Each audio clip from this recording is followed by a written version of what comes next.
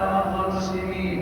اللهم إنا نعوذ بك من الزنا والزلازل والمحن ومن الفتن ما ظهر منها وما بطن.